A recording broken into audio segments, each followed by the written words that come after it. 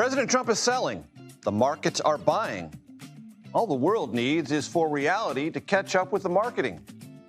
Trump said many things today about the war with Iran. A deal was 1 or 2 days away.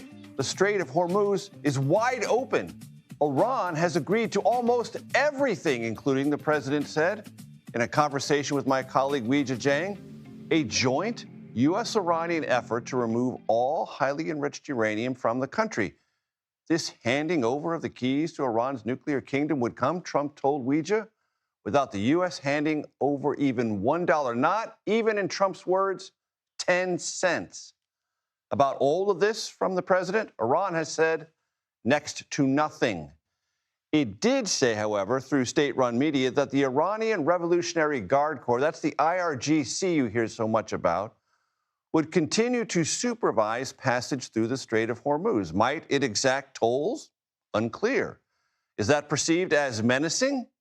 Mostly yes, as vessels appear as hesitant today to transit the strait as they were yesterday.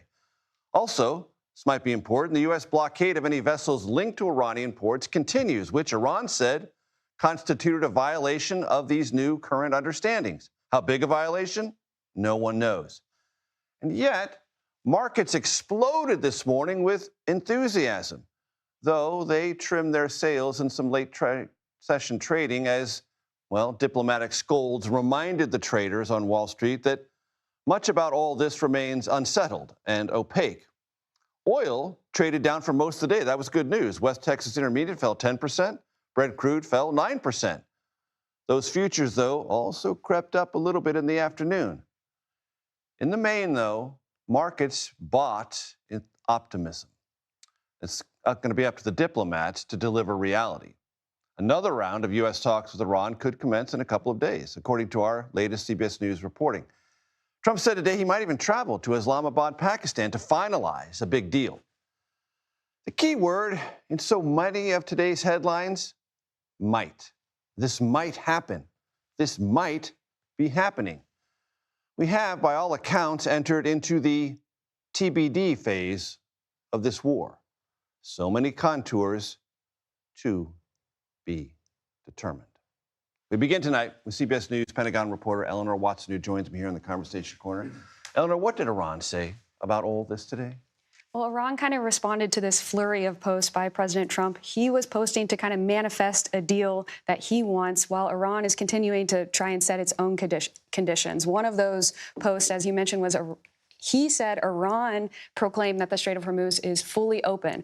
Iran said, not so fast. We say it's open, but if you go along our controlled route, saying Iran is still essentially in control. Another post President Trump made was that Iran has agreed to give up the nuclear dust, his term for the near bomb grade enriched uranium, about 900 pounds of it that is still deeply buried inside Iran. And not dust. And not dust. Iran said, again, we have not agreed to that. And in fact, an Iranian news agency just posted before this show began that Iran considers the enriched uranium, quote, as sacred to us as Iranian soil and will never be surrendered. So while President Trump is selling, as you said, his points, Iran is still declining those. So huge gaps remain ahead of this deadline on Tuesday of the ceasefire.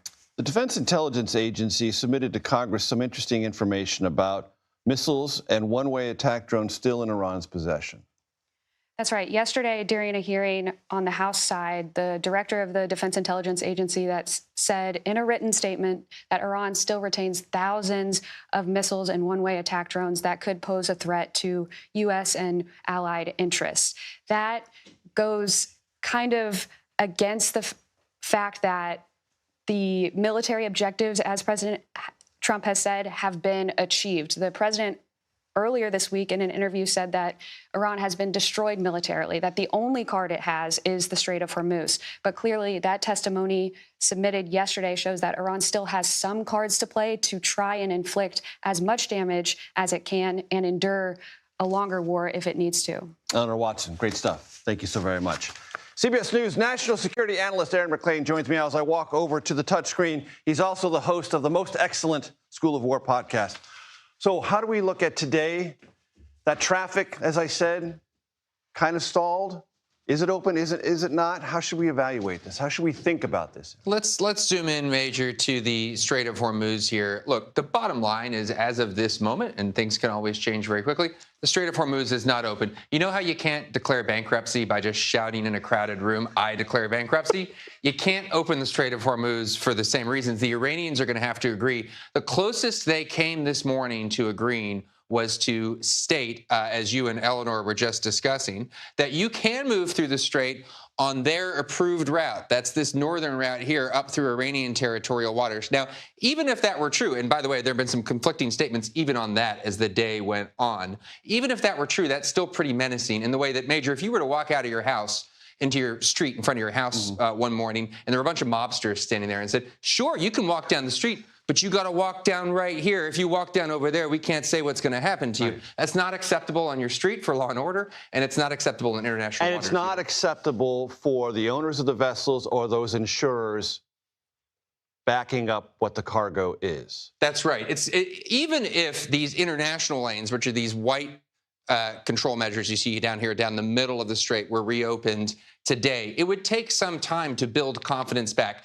If you have Iran still essentially throwing its weight around and saying, no, our strait, our rules, that's going to take substantially longer if it's ever going to happen at all. And the U.S. blockade remains. Absolutely. So Iran has its de facto blockade even as we speak here in the strait itself. Then if we zoom out, this is a bit of a wider look. We were just looking at this spot right here. That's the Strait of Hormuz. The United States Navy has drawn a line here, basically from the tip of Oman here up to the Pakistani-Iranian border. This is the blockade line. And Iran, which of course has ports all along the ocean, up the way its coast up here into the Persian Gulf, any ship entering or leaving an Iranian port, the United States Navy asserts it will intercept roughly in the vicinity of this line. It seems, based on Central Command statements, it's been pretty successful in getting ships to turn around as they come out.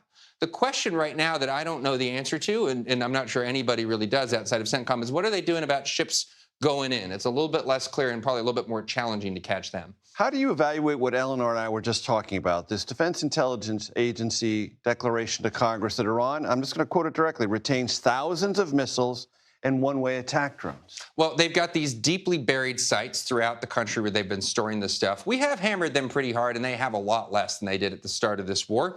Probably not enough to achieve much more beyond harassment throughout the region. But what does harassment look like? Harassment can look like blowing up a petrochemical plant. Harassment can look like hitting a ship in the Gulf. So even if Iran is militarily a lot less capable than it was recently, its ability to do these counter-economic targets remains. And that's why they do still have cards to play. Aaron MacLean, great stuff as always. Thank you very, very much.